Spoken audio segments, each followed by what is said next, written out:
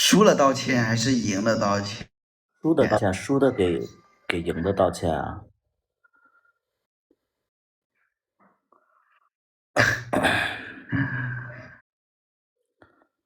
玩吗？玩吗，主播？来，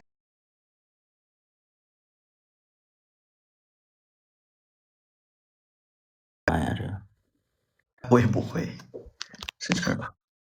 你要屏蔽他的声音吗？关闭。在哪儿啊？点我的那个头像上面那个哦哦哦，傅首尔和老刘的，啊，在哪儿啊？点你的头像，然后呢？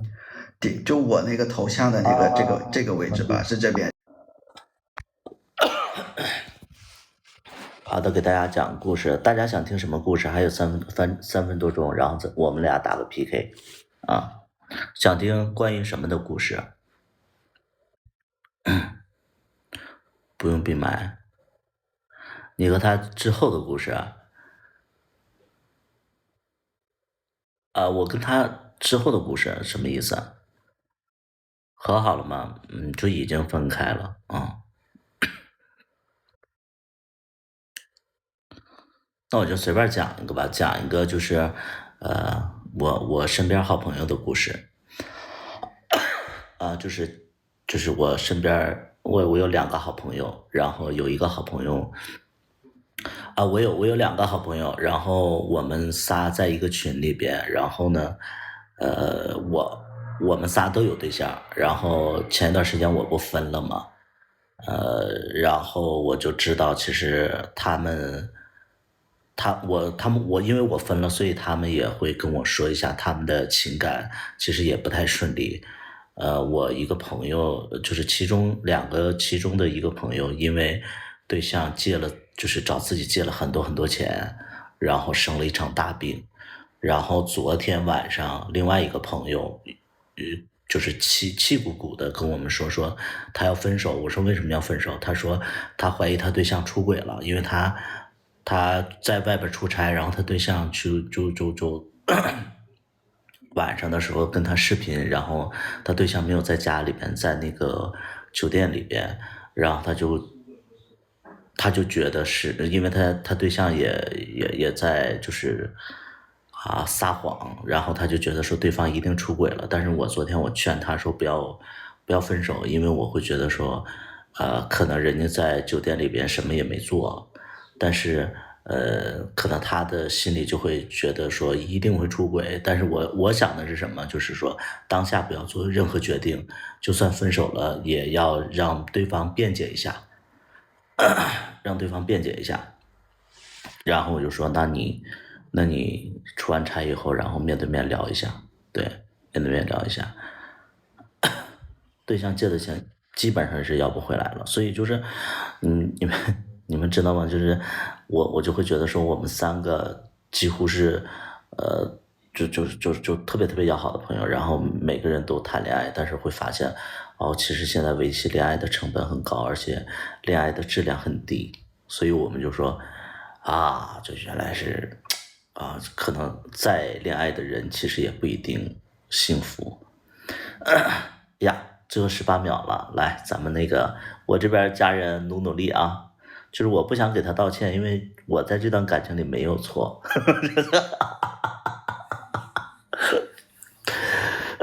来，家人们，最后3秒、2秒。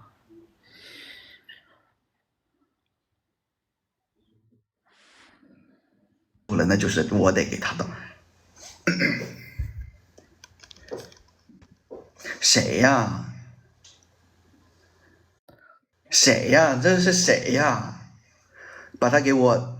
不是不是，这是谁这么给力啊？这个是谁？东东，这谁呀？等一下我过去就是等一下把他拉黑掉，就是也不准关注，然后呢把他踢出粉丝。谁呀？谢谢东东啊，东东很厉害啊。来吧，我们刚才打了一场 PK，然后如果打 PK 的话，就是最后输家要给赢家认认真真道个歉，然后要说出自己道歉的原因，然后具体错在哪儿了。我的还没构思好呢。谁呀？我这真的是那个人，哎呀，等会儿我过去就把他给拉黑。你抓紧时间。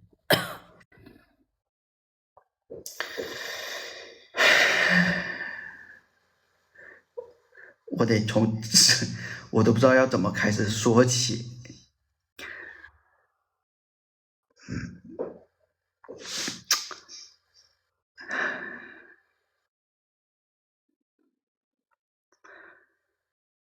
酝酿一下。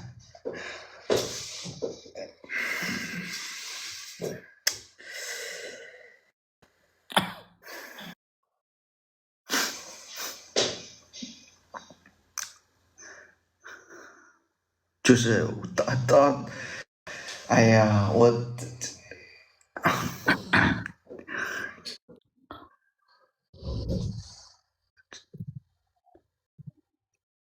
背景音乐就是你们知道我为什么跟他分开了，就是因为他连话都说不清楚。不，你就是他，你就这样，其实我不知道怎么说呀。那你错哪儿了下呀？ BGM，就是玩的就是道歉嘛，对吧？你错哪儿了？我错在就是玩儿不工作啊。就这些吗？我就错在了我爱玩儿，然后不工作，然后呢，就是不听，不听，就是你给我就是的计划铺好的路啊，一步步的不听，可犟可犟了。不是，你就说出10个吧，你就说出10个你的错，然后我觉得算数的话，我就往下落手指，然后咱们就过了，好不好？来， 10个我的错，怎么能有10个那么多呢？来，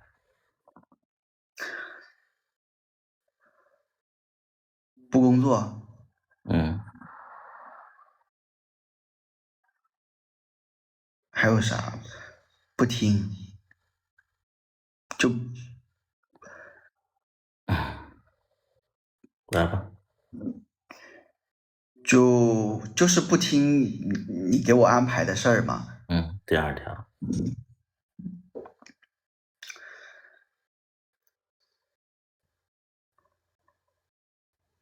嗯，哪有10条？哪有那么多？就是你打 PK 输了，然后你要遵循结果嘛，对吧？你快点儿，我这样举着很母，我感觉。没事，没人看到你举的那么木，没上进心，这算吗？这就不工作呀，没上进心，这不对啊，这也，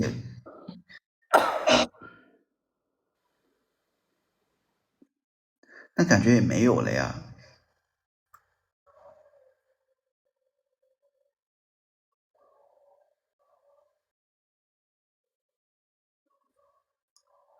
还有吗？我就是爱玩儿，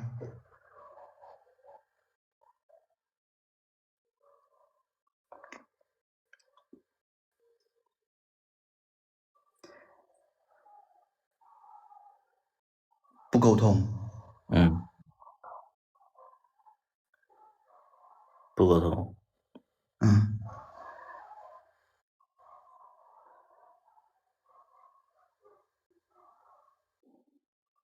还有吗？这样，这样，对，嗯，这个真的太母了，你抓紧时间。没事看不到。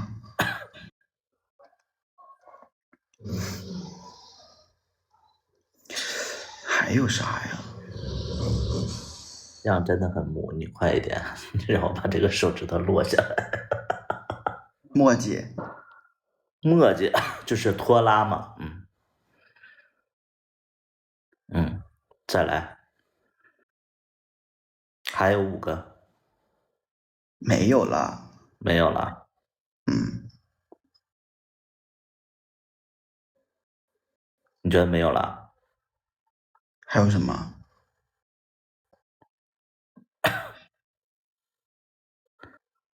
你觉得没有了，那就没有了，那就过了啊！再打就一把。重点就是这些了呀，也没有了，其他我都没有了。行，再打一把，再打一把，好吧？再打一把，然后就是真情的。如果说输了的话，真情的，就是说一说，从过年之后自己的心理变化。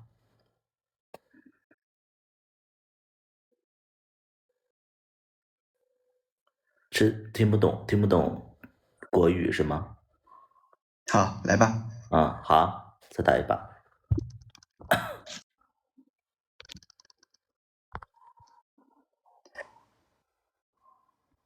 来了来了，哎，怎么打 PK？发起 PK 在这儿。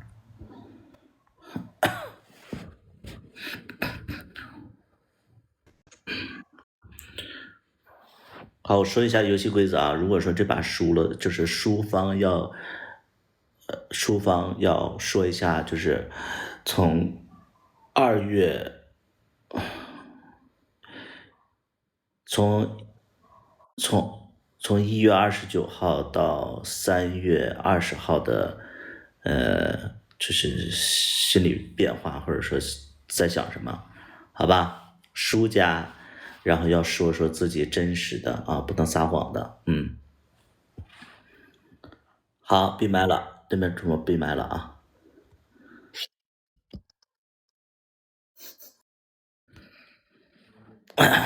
和好了吗？没有和好，没有和好。分手了还要说这么一下。黑衣服不纯输，图图是想和好吧？没有和好，因为我马上要出国，出国上学了，然后其实我们之间也算是现在算是家人的关系。然后我其实出国的话，那我也挺希望他就在我家住着，因为他现在上班的地方也离我家稍微近一点然后他还能帮我照顾妈妈，帮我照顾狗狗。对，对，我要出国，我要出国了，所以就是不可能复合。我说实在，就是你们想的说什么复合，不太可能了，我可能要去日本大几率是要去日本，想去读一个语言学校，然后后期在日本学一学导演，这算是什么分手还要给你养狗？他可以不养，别来这么事儿啊！我们是就是在沟通在商议，因为我们是家人的关系啊！你别净事儿了啊！出国待多久？可能要待4、5年啊，可能要待4、5年。对对对对，语言学校可能要2年，然后那个本科可能要3、4年、4、5年啊。以前不是去日本学过没有没有。来，家人们，好像我要输了，也会直播呀，我去国外也会直播而且我是半年之后才去，因为找语言学校还得提前半年，所以说这个剧大家放心，我是出国之前肯定是能拍的，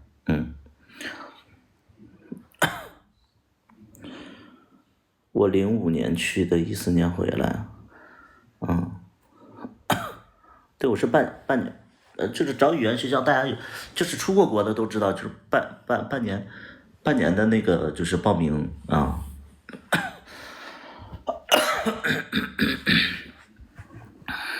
哎，好像我又要赢了，我突然发现我笑的特别像那个就是张学友张学友要日语，因为你如果说好一点大学的话，你那个呢，你必须得有那个语言的那个，就是要过级呀、对对对对，要过局，笑太魔性，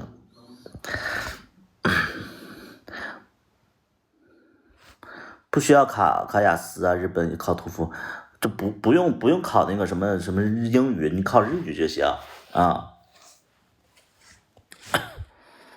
对，考日语就行。一般的那个就是影视，就那种大学，你要日语要过多少多少，N2好像是，所以就是，我马上也要去读那个，先读一读，就是半年之前，我可能去惠州去读一下那个日语学校啊。感觉我要赢30秒。就你们可以听一听他从过年一直到现在他的心理变化，因为我们也一直也有沟通，但是沟通的比较少。其实我想听一听他就是半年，就是这一个将近1个月的时间的这个心理变化，有没有可能偷家？大家努力啊！3、2、1。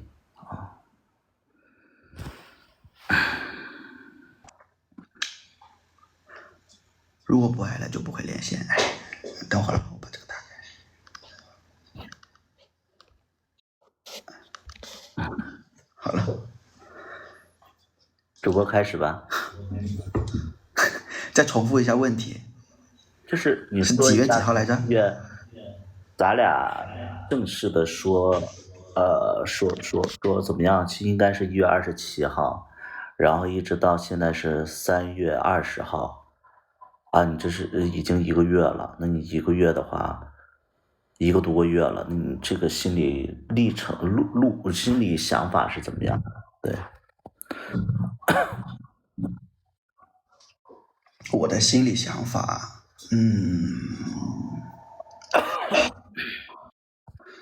我的心里想法就是说，分开了以后，就是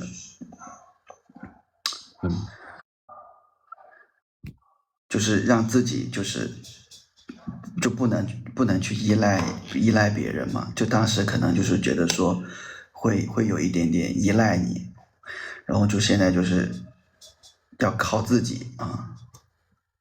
怎么感觉是一种埋怨呢？就是也没有埋怨，就是确实是我自己的问题啊。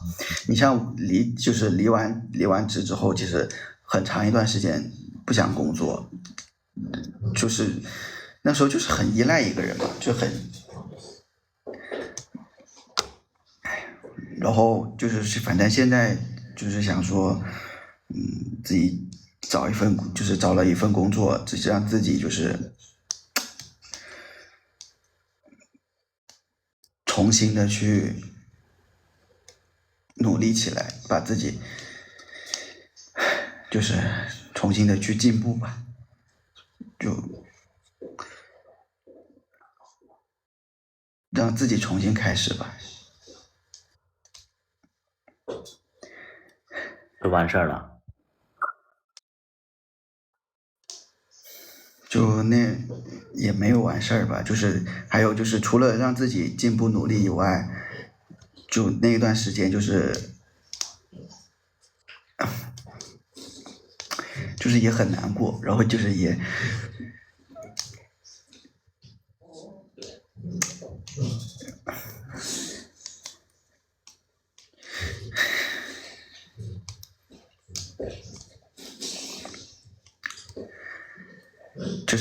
就是也很想你。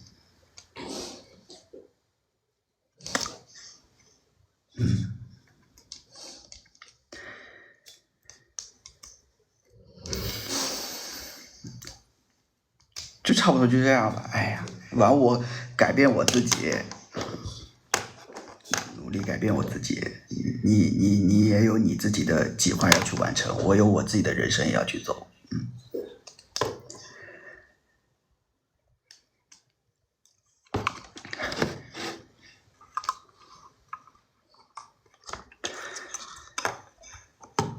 就完事儿了。我这讲的稀烂，我可能是不会，我是不会表达，但是我心里就是啊，就那样想了吧。啊，我半天我也没听明白他想表达什么，他想表达的是什么？那个时候太依赖我，所以才会不工作。然后后来呢，就是想我了，所以说，知道那个怎么样，然后又开始找工作了啊。然后现在就是说什么，我有我的计划，你也在努力的怎么样的，是这个意思是吧？是吧？对，就好像接着上一个问题再认错啊。嗯，看他得意。行吧，那我大概知道了啊，就是，这个主播就是不太善于言辞啊。那我们就那个那什么吧，我们就是因为底下我直播间里有几个评论，就是说那个就是为什么会分开？就你觉得为什么会分开呢？你觉得咱俩为什么会分开？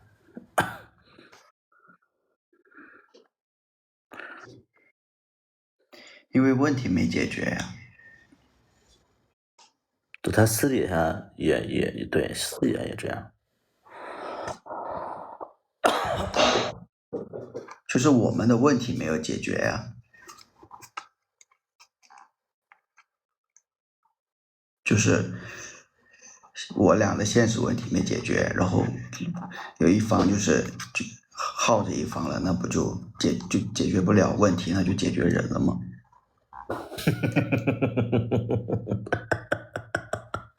解决不了问题，解决人了啊。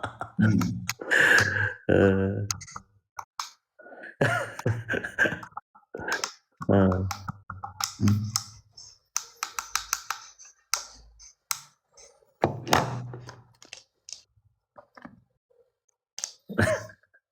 好委屈，嗯。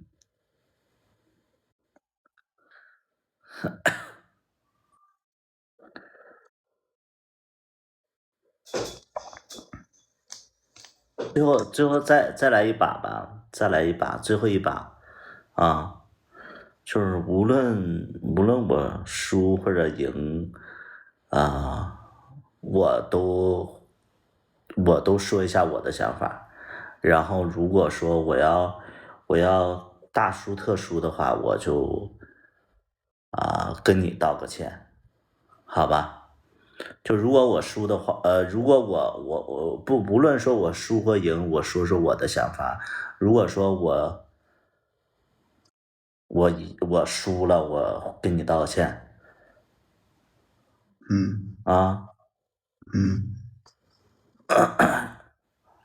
行，那怎么打 PK？这怎么重新关了打 PK 是？还是直接这可以直接再来一个 PK？唱个 P 啊，在这儿，来吧，闭麦吧。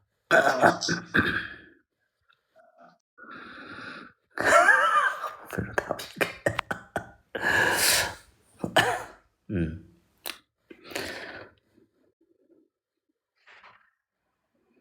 心理年龄。哎呀，什么情况？对面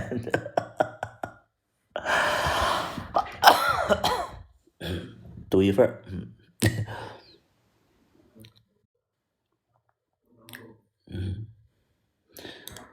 一个用户达成是什么玩意儿？这个，他是00后，我是91年。你说我要道歉，我可以道歉，因为我觉得所有的事儿不是说单方面的错误啊。对，我觉得不是说，我所有的事情都有两面性。对，我赌他赢不了，输赢我其实我都想说一说我自己的想法。对，对对对对对，可以可以，因为我们也就是一直没正面的，就是说过为什么会到今天这个样子，对，所以就是很多人也会，我一直播就会有人问嘛，对，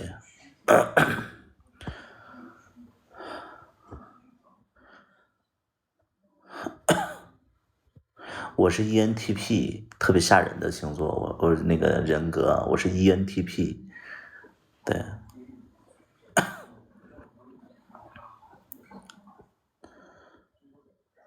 我提的分手，我提的分手，不是他提的，我提的，呀，这个东东就是这个东东，哎，这个东东你是会觉得说我就是没错是吗？东东是觉得我是没错的，所以我没有必要就是给他道歉，是不是？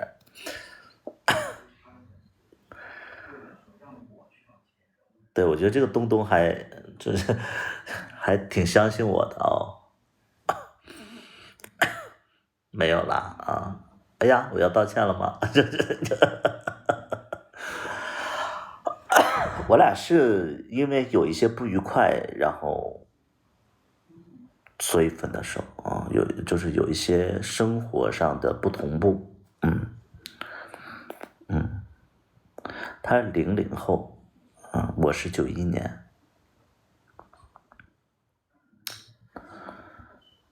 对对对对对对对，但肯定不是说一个人的错，肯定就是，对对对对对，其实就是累了，其实又有一点牧羊累啊，哈嘿，牧羊累哈嘿，就是他说的其实挺对的，还在我家住，还在我家住，因为他那个房子还没那个就是，就是我我俩在分手之后，然后我会觉得说，他毕竟跟我在一起1年半，这两年的时间，然后分手了之后，他家里的情况也比较特殊，他家里他也不跟他家里人住，然后对面怎么了？对面，我天呐！然后我就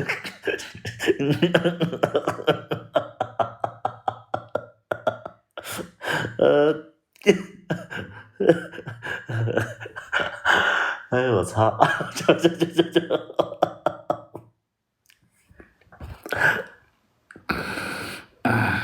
把大哥打出来，对面有大哥，对面大哥应该是我的黑粉吧？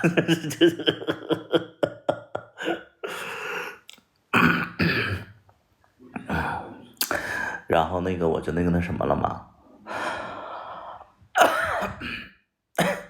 大输特输了，是的，对，是我的黑粉是吧？对边有人接盘了，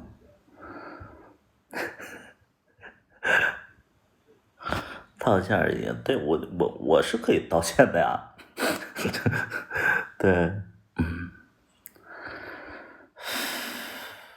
想想啊，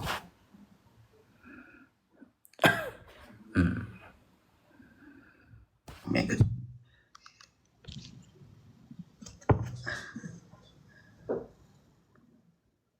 广山，对面是有是有那个黑粉是吧？还是纯粹是应该是你的，就是你的直播间里面应该是有黑粉儿，就是那些挑拨离间的那些黑粉儿啊，就很想知道我，就是很想知道，就是要我去表达这些事情啊。我无所谓，反正我一直都会觉得说，我在我自己的直播间，他们也会问我说为什么会分开，然后因为就是咱俩可能后期会有很多的，就是不同的支持者，对，就是每个直播间里都会有不同的支持者，可能有的看不上你，有的看不上我的。那我觉得就是一直也没有办法，就是说说的特别明白。但是如果说让我输的要干什么来着？输的要干什么来着？就是道歉，是不是啊？还有你的就是除了道歉跟那个看那个说你的那个想法。就首先我道个歉的点是什么呢？因为我会觉得说，首先第一点，我不应该在直播间里把就是自己的感情说太多，因为我会觉得说，因为他们会问我说为什么分开，然后从我的角度的话，我肯定会告诉大家原因。那我的角度说的原因的话，可能就在常人眼里就会觉得说是在诋毁啊，或者怎么样，或者就闹得非常的尴尬呀。所以这个是应该我道歉的点，我就不应该在我的直播间去就是单方面的去提这个事情啊。去他直播间道歉，我去不了他直播间，我在直播，我去不了他直播间啊。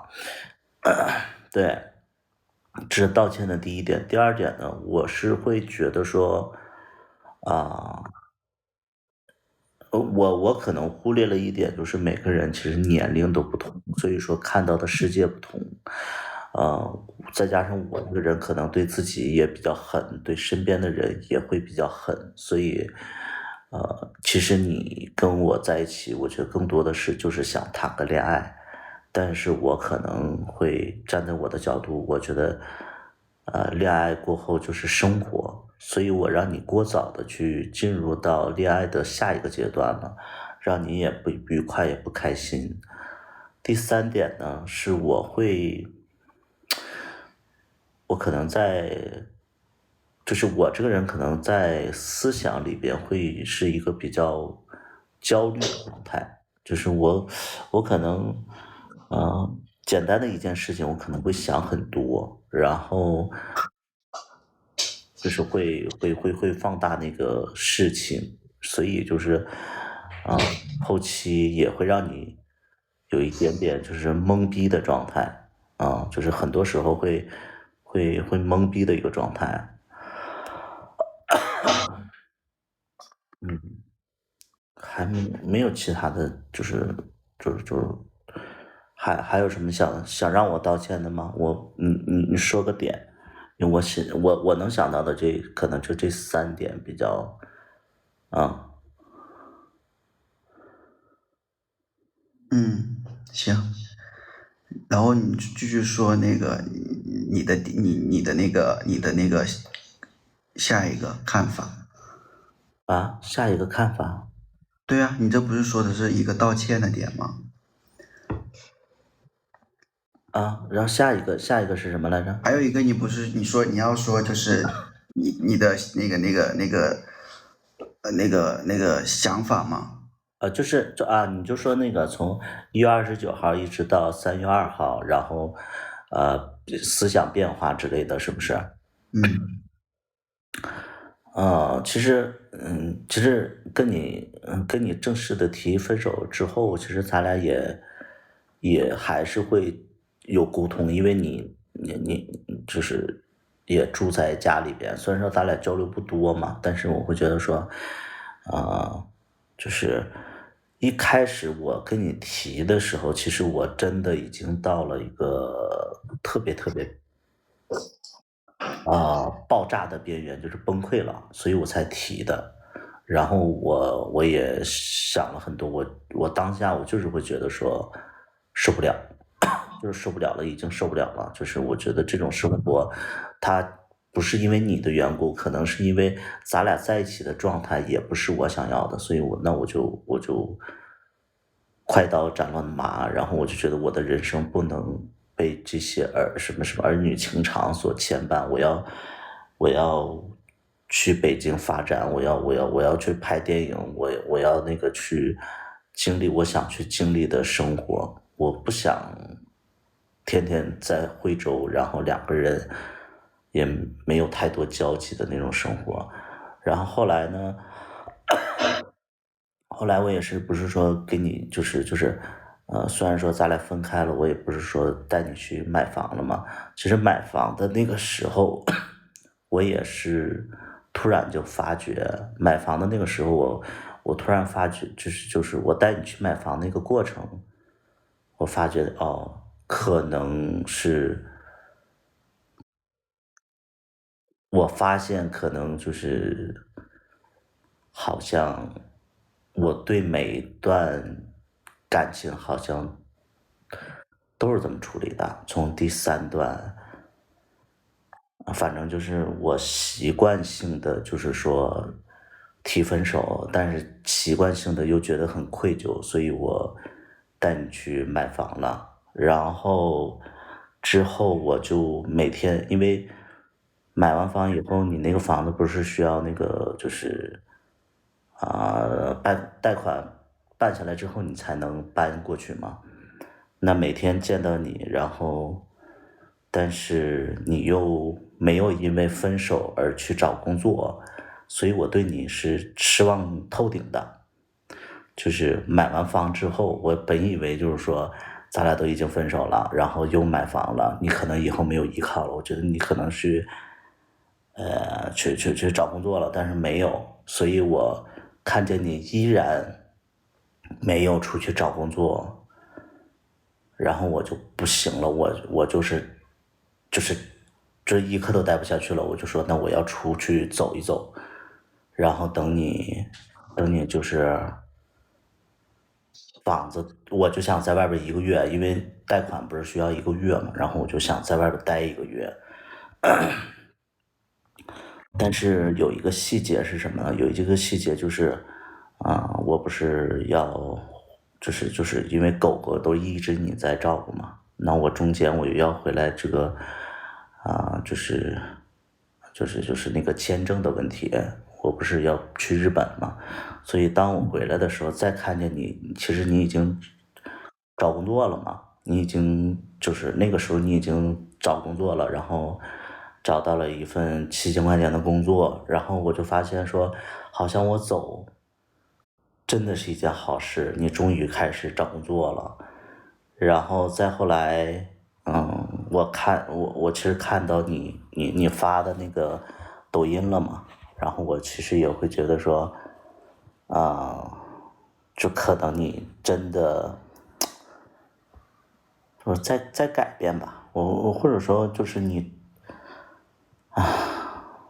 就是你敢去在公众面前去说那样的话，然后因为之前我记得就是我给你买什么东西买车的时候，你也不敢发那个抖音，然后我会觉得说，所有人都觉得说那个你就是说百里脾气很臭怎么样的，也就包括你的朋友也不知道我给你买车，其实我还挺虚荣的，我想让你的朋友知道我对你有多好之类的，包括那些黑粉儿，我想让他们知道我其实对你有多好，但是你从来没发过。但是你那一天，你那个抖音我看到的时候，其实我是被惊讶到的啊，就是会，没想到你真的发了。然后让我感动的一点就是什么呢？你的背景音乐是那个《月亮代表我的心》，我还记得那个是你拿着那个电动吉他会弹唱的第一首歌，然后我曾经也拍过这个视频嘛。但是其实那个时候也是会很疲惫，就觉得说早干嘛去了，就早干嘛去了，就很惊讶，但是又就是就会觉得说哦，就早干嘛去了，对，早干嘛去了，然后反正现在就是再看到，就是我这一次回来再看到你的时候，你去那个机场去接我嘛，去机场接我的时候，我依然会觉得你，就是，反正你见到我第一瞬间，其实你还是会比较紧张。我记得是比较紧张，因为你去接我的时候，明明就我都站在那儿，然后你也没，就是停车的地方也不对，然后所以你怕我再说你，其实那个是惯性的，然后我就会发现哦，好像你真的很怕我，然后我也会觉得说哦，可能现在也没有必要就是那么认真的去处理咱俩现在的关系了，然后包括可能未来几天你的房子贷款下来，你就要搬走了，本来是这样，但是因为我我可能要去学日语嘛，要去惠州学日语，然后你昨天说了一句话让我特别感动，就是你说那个啊，那你就去那个惠州那个家住呗。我说啊，那我就要去你那住了。然后你说什么呢？那不是你的家吗？就我觉得这句话有两层意思，就是可能在你的潜在意识里，咱俩没分开，或者说你觉得说那个首付是我在付，是我付的，所以你觉得那也是我的家。但是我心里可能就我很狭隘的，就是说我说，如果说我没有去学日语的话，可能我就会想着说，你那边房子就可以住了，可能你会搬到那边去住。但没想到就是我可能要去学日语，然后我就跟你说，我说那你就住在我这儿，然后我住你那儿。我觉得就是这个状态还蛮好的，就是我可能未来肯定是要出国的嘛，然后我觉得这种相处方式其实真的算是蛮好的，就是嗯，可能还是亲人的那种，对，还是亲人的那种状态，然后你可以帮我照顾妈妈，然后我在那边学完之后，半年之后就出国了，可能就是4年，对，所以你要问我有什么变化，我会觉得说，反正这次出去大概20多天嘛，确实让自己烦躁的心情就是静下来的，然后也会让咱俩的关系得到了缓解，就是没有那么较真儿了。我之前我会觉得说，哎呀，好像有些事情就非得1、2天之内就得解决，但是可能每个人的节奏不同，对。现在更希望的就是说你好好的工作，然后因为你现在有房了，然后接下来你也会买车，我的车也不能一直给你开，那你也会买一个几万块钱的小车。你25岁的时候，你又有房又有车，我觉得你超过好多好多人了，你已经超过好多好多25岁的孩子了，你可能从此以后你就走上人生巅峰了。然后我对你最大的期待就是说，你这份工作外企，你说你是外企的工作，那你这个外企的工作其实来之不易，可能比你之前的工作还要高。之前可能你一个月去了社保，你能剩5000块钱，这个可能你去了社保，你能剩6、7千，然后又是在惠州这种小城市，然后你又在惠州有一个家，我觉得你这个生活是非常好的，所以你一定要坚持住，然后要守护住你现在拥有的东西了，对，就守护，你一定要，因为你现在就是已经很优秀了啊，对，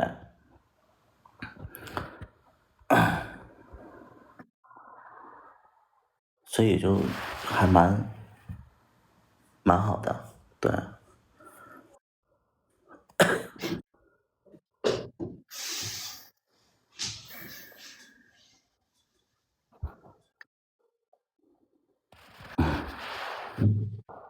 就完事儿了呀，行，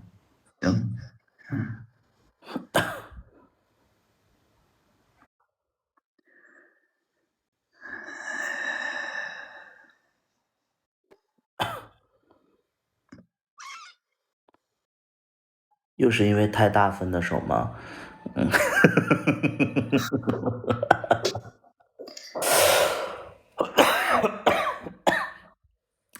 不是了，嗯，不是，我我们之我们之间分手，其实就你们都能听出来，我们之间分手其实就是因为什么呢？就是我35岁，他25岁，生活的阶段不同，他可能就想谈谈恋爱，然后就是想稳定的生活，但是我可能想追求生活品质，然后让自己，而且我的个性是必须得折腾，必须得忙碌起来，所以很多事情都有分歧，对生活的要求啊标准都不一样。对，所以说这是我觉得这是最主要分手的原因。对，一开始的时候，我们也不会是因为年龄，然后就是没考虑到年龄。我们其实那个时候，因为两个人都在工作的状态，然后就是都很忙。那个时候我是天天泡在酒吧里边，因为我是开酒吧的，他白天都在上班，所以我俩真正交集的不多。直到去年的时候，也就是大概半年的时间里边，他把工作辞了之后，我们就是有时间去交流，然后我才会真正发现，就是可能三观不同之类的。对对，差9岁。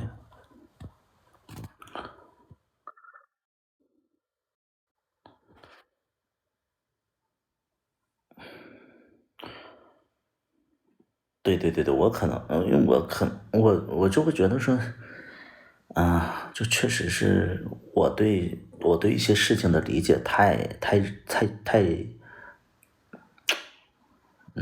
就是中国，对，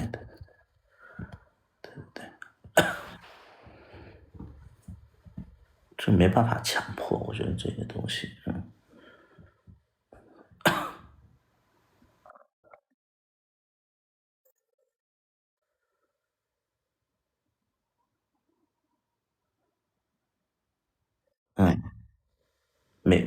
没事儿了，那就那就就挂了吧。先挂了吧，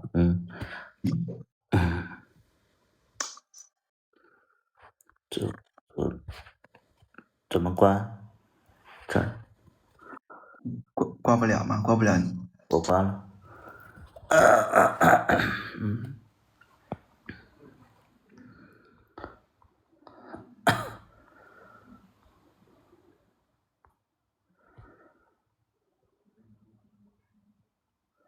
我前一段时间发烧了，所以会有一点点犯病，就是那个咽炎可能有点严重。下次还会找小朋友，我就是不找了呀，我就是可能3、5年之内我都不会找了。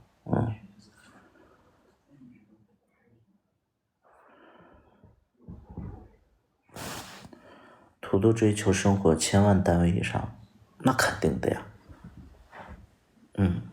那肯定的呀，我肯定是生活越牛逼越好嘛，对吧？我是想着说生活就是要荣华富贵，对。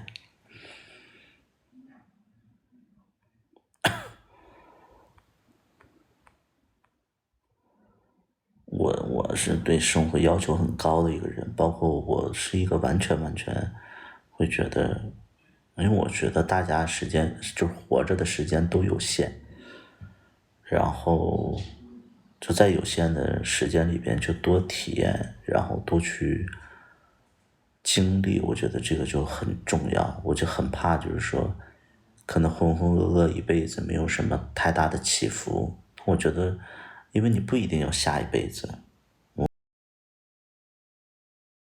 你在活着的时候，你会觉得说自己好像还蛮优秀的之类的。我期待的是这样的，对，我期待的人生是这样的。我其实想找的另外一半，我觉得也是这样的，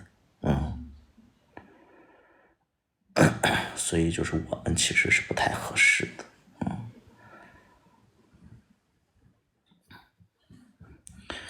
去日本，我去日本留学，我要去上学。我想读个语言学校，然后去想读一个就是表演导演的一个学校啊。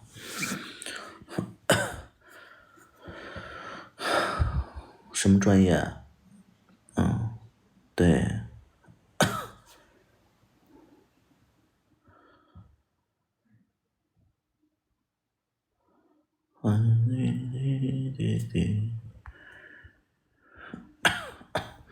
我还喜欢他吗？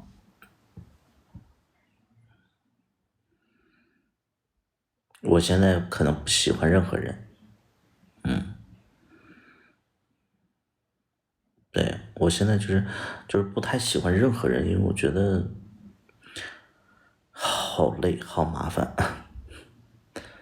对，好累，好麻烦，就是我不想谈恋爱了。你们没谈过恋爱的，你们可能会觉得说，怎么可能累？怎么可能？就是你一旦谈过恋爱的，你们就知道，其实谈恋爱非常非常累，非常非常累。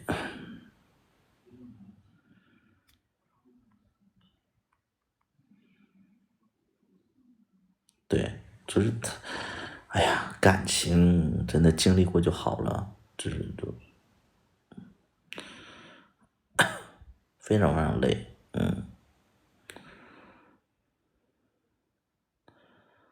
我是一个非常非常能折腾的人。对，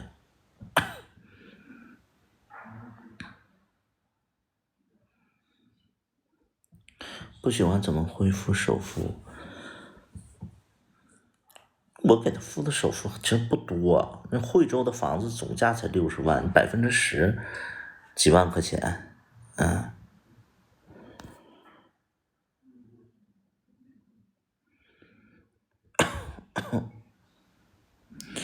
我不用新婚，我小大夫都住我家里，我的所有的事我家里人都知道。你爱折腾，别学赵雷。对，就不要谈恋爱，我觉得我的个性不适合。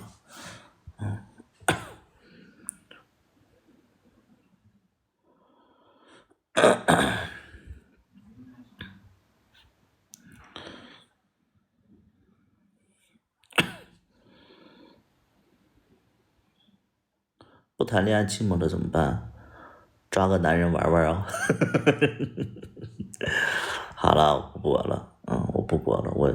我其实我刚才跟他连线，其实我也是我是会觉得他那边人气比较低，然后现在那边热度也炒起来，那我就下播了。就这样吧。我感谢那个大家给我刷的礼物啊，大家可以多去支持一下他，因为他还要还房贷呢。人生就是这样。就是他还要还房贷，然后他马上要买车，因为我的车可能我要去国外了，然后我要把我的车卖掉了，所以他要自己买个车，他压力挺大的。是这样的。说大家可以去多去看一看他。